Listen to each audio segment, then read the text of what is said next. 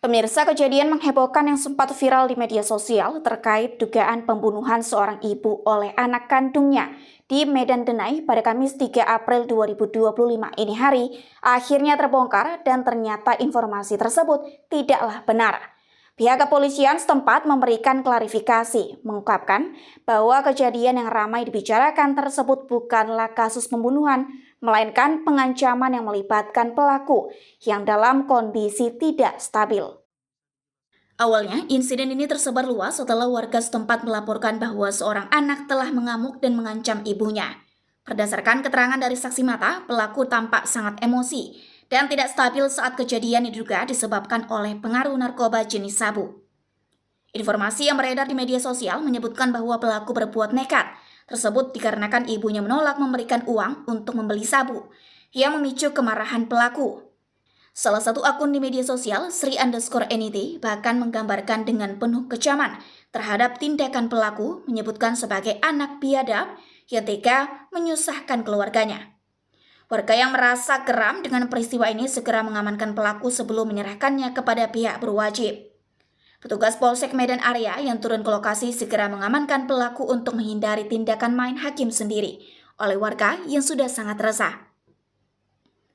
Kapolsek Medan Area AKP Dwi Himawan Chandra SIK dalam klarifikasinya menjelaskan bahwa kejadian tersebut bukanlah pembunuhan melainkan hanya sebuah pengancaman.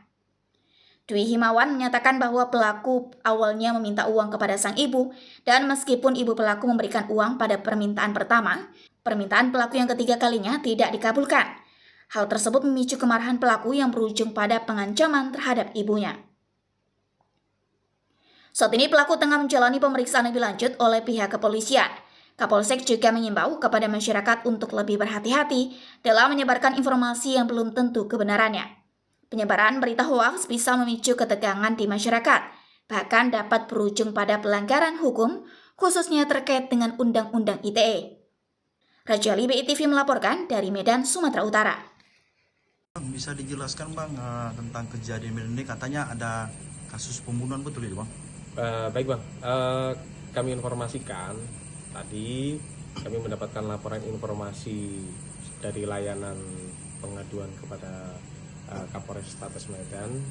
Kemudian adanya informasi terkait dugaan pembunuhan dari salah satu pelapor. Kemudian tim TKP dipimpin oleh Kanit Reskrim langsung datangi TKP dan mengamankan terduga pelaku. Setelah kita amankan terduga pelaku, kita amankan ke Mapolsek. Berikut juga saksi-saksi dan yang diduga sebagai korban.